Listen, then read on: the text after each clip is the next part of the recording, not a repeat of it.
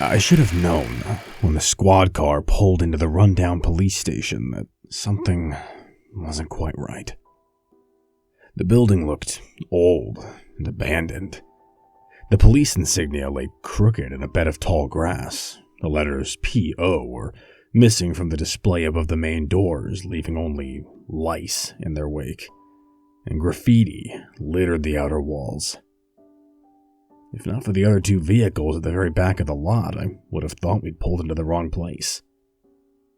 The squad cars were in as pitiful a shape as the station.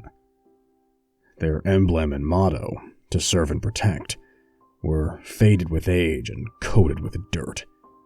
Their tires were deflated, and one of their taillights had been shattered. Yeah, warning bells definitely should have gone off in my head, but if you can't trust the police, who can you trust? I attributed the building's poor condition to budget cuts. Since they couldn't go on strike, officers frequently and openly protested the city's cheap financial support by wearing mismatched socks and all sorts of inappropriate pants, ranging from army print to clown stripes. 2 officers escorted me inside. If the main lobby was any indication, then the interior was as poorly maintained as the exterior. I waited by the reception desk on an old schoolhouse chair. Its green and cracked back did not match the colors of the other 2 next to it. While the officers traded a few words with the woman behind the desk, I couldn't help but notice how very much alike they were. It wasn't just the uniform either. The 3 were the same height, had the same hair color and style, carried themselves in the same posture, and even shared the same build. "Excuse me," I interrupted, walking over to the trio. One of the officers who'd brought me in turned towards me. "What?" he asked. I motioned to a chipped mug full of pens. "Can I have one?" "Yeah, sure," he replied, his tone barely registering emotion. I pocketed the pen happily and took a seat once more. If I was going to be stuck here all evening, the least I could get was a souvenir out of the experience. The 3 continued to talk while I waited in the humid lobby. Couldn't they at least open a window to get a breeze rolling? The air was so thick and tasted so bitter, and I could barely breathe. Once the officers sorted everything out, they led me down a dirty corridor. Dried leaves littered the ground, crunching under my feet as I walked. Surely they could find room in their budget for a janitor. As we moved through the station, I began to notice more and more issues. Missing doors, broken windows, and even a hole in the roof. Frankly, I half expected to see a family of raccoons scurrying about. There also seemed to be a surprisingly small roster of officers on duty in the station. We seemed to pass the same 2 guys almost everywhere we went. "In here," said one of the uniformed men, motioning to a set of doors. "We'll come get you when it's time." I nodded and stepped through the double doors. The smell on the other side was even worse than in the lobby.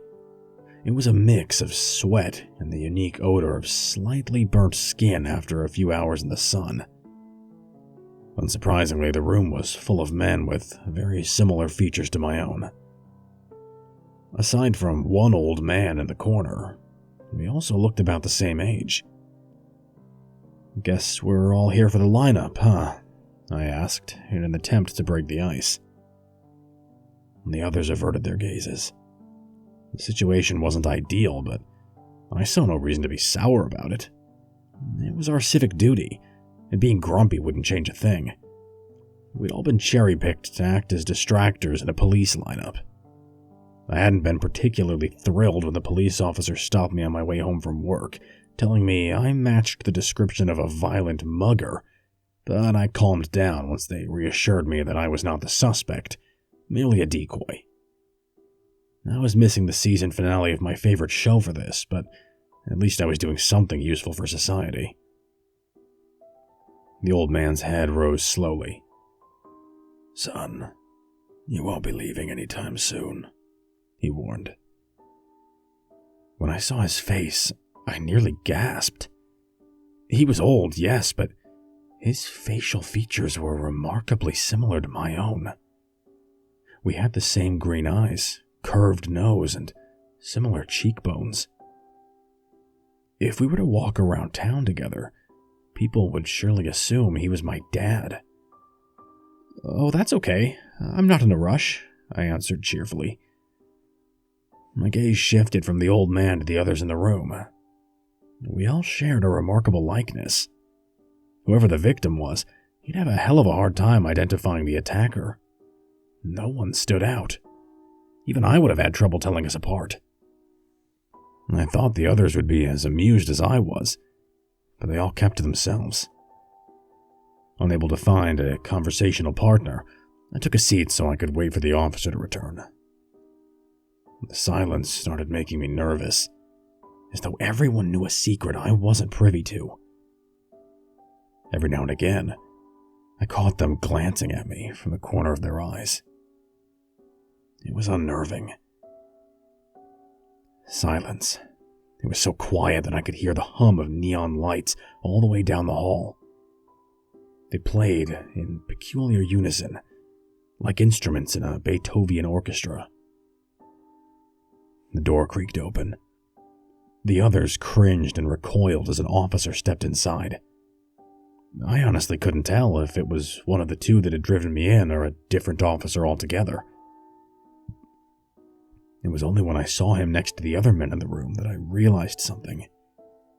He, too, could pass as one of us. The eyes, the cheekbones, he looked like me. Like us. My skin crawled at the eerie realization that everyone I had seen in the past hour or so looked just like me. How had I not noticed sooner? I tried to shake the unsettling feeling away with a forced shiver, but I was only half successful. The officer lifted a hand, his index finger pointing to 6 of us. You there, you two, you and you, by the wall," he commanded. I got up and walked over while the other 5 gasped and groaned. They reluctantly approached. Though I didn't understand their gloomy reactions, part of me felt the same way. Still, the quicker we went through the lineup, the quicker we'd get to go home. I, for one, was glad I'd been chosen to be part of Group 1. The officer handed out numbered boards. My board, number 5, looked ancient. Its corners were rounded with wear, coffee stains coated the surface, and yellowing tape kept portions of it in place. The others took their boards with as much enthusiasm as a kid handed a plateful of steamed broccoli. I'd never seen grown men quite manage the childlike look of disgust and accompanying pout until that day. Once we received our numbers, we were brought to a suffocatingly narrow room with doors on both ends. I could hear the door locking behind us, which made me wonder if the mugger was in the room with me. Fortunately, I was at a police station. If there was one place a violent mugger wouldn't try anything stupid, it'd be in the middle of a police station. The back wall was decorated in faded height lines like those seen in mugshots. It made me realize that, strangely enough, we were all the exact same height, right down to the half-inch. In front of us was a large glass pane through which we could see a pair of identical-looking police officers sitting on stools watching us. That's odd, I remember thinking. Don't they usually use double-sided mirrors? "Not me. Not me. Not me," murmured number 3, his voice quivering with fear. He wasn't the only one acting strangely. Number 1 and number 4 were huddled in the corner, facing away from the window. Number 2 and number 6 were fidgeting and whispering beneath their breaths. Grow up, I thought. Why were they all so nervous? Was I missing something somehow? Could we get in trouble if we were mistakenly identified? The victim walked into the room on the other side of the glass. Even though he held his head low, I couldn't help but notice the similarities. He had my build, and my haircut, though his body was covered in bruises and blood. I felt a chill run down the back of my neck, filling me with the same anxious dread as my fellow distractors. A feeling in my gut urged me to run away, and I found myself paralyzed with unexplainable fear. This was silly. There was no reason to be afraid, or so I hoped. My nervousness increased with every step the victim took. He looked pretty banged up. There was no reason to think he hadn't been attacked by a mugger, but I couldn't shake the feeling that something else was going on. The victim's head turned upwards. "Oh God," I whispered. I was looking at myself. He wasn't just a crude look-alike like the others. No, he was definitely me. Even through the swollen lip and black eye, I recognized every square inch of my face. The placement of my freckles, my childhood scar along my hairline, my right eye, which was slightly smaller than the left. He had them all.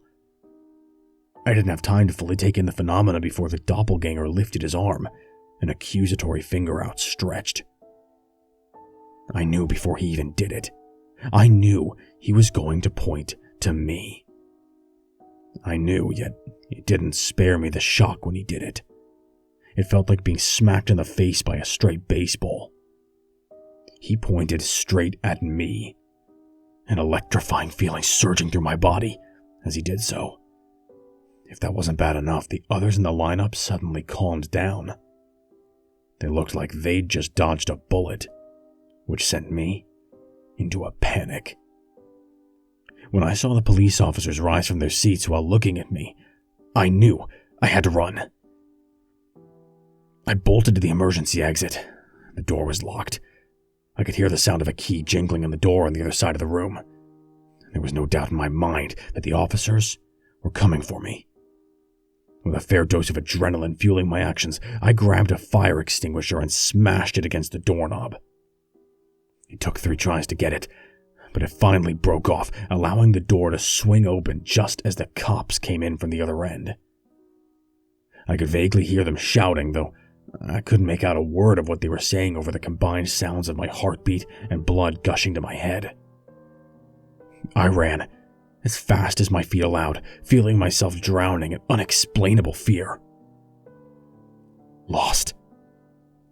I was lost. Lost in the building, lost in fear, lost in desperate and unshakable panic. An alarm went off, practically paralyzing me with its piercing shriek. More than ever, I wanted to escape the endless maze of run-down hallways and broken light fixtures. I could barely hear the officer's footsteps over the mechanical warning call, but my senses were just sharp enough that I could safely evade them.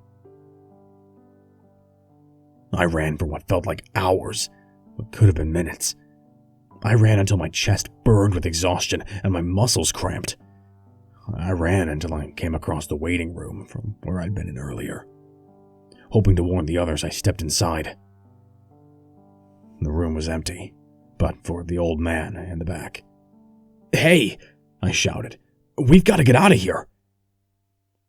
He didn't answer. I walked closer and noticed something on his head. My scar. That's impossible, I thought, gasping in shock. I placed a hand on his shoulder to try and shake him, but he'd gone cold.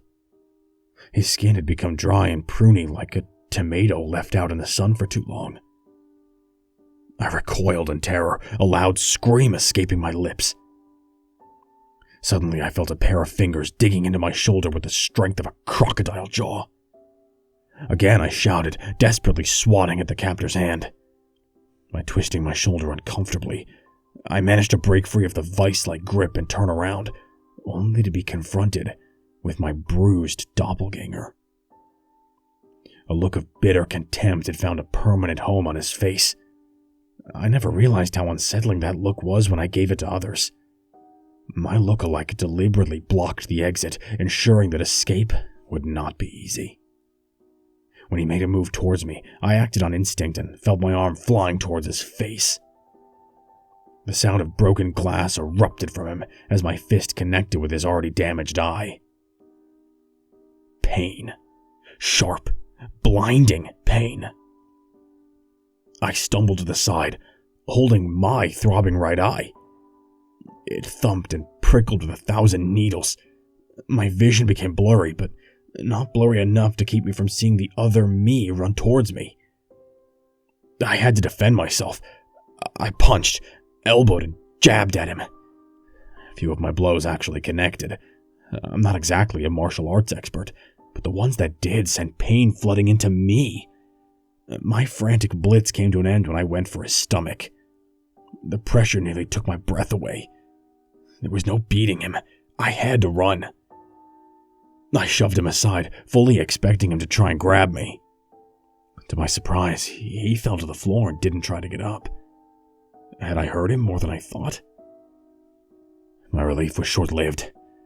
As soon as I stepped back out into the hallway, I ran into a pair of officers. Their expressions were strangely blank. A thought came to mind when I realized that I was covered in bruises. What if they thought I was the victim? "He's in there," I said, mustering up every bit of calm that I could manage.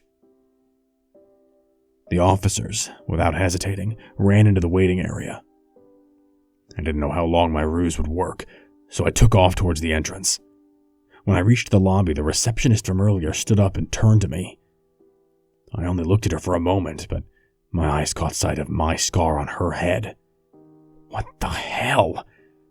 There was no time to think or try to understand. She started chasing after me, so I ran out the doors as fast as I could. The outside air smelled so fresh, devoid of the stagnant aftertaste in the police station. It was dark out, and I remember feeling hopeful that I could blend into the night and escape.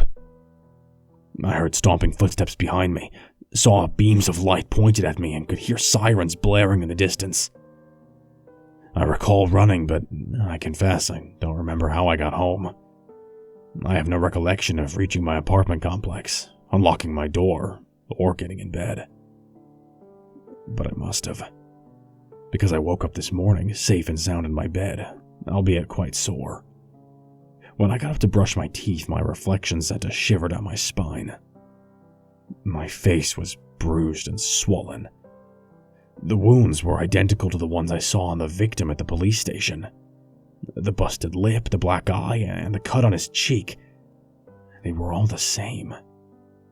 My heart raced wildly, blurry after images dancing in my mind. Running, police officers, my face everywhere. As I leaned back, I felt something in my pocket. I reached for it and retrieved the pen I'd taken from the police station, inspecting it closely. The city police motto was written on it, though half of it was scratched out. It only read, "To serve."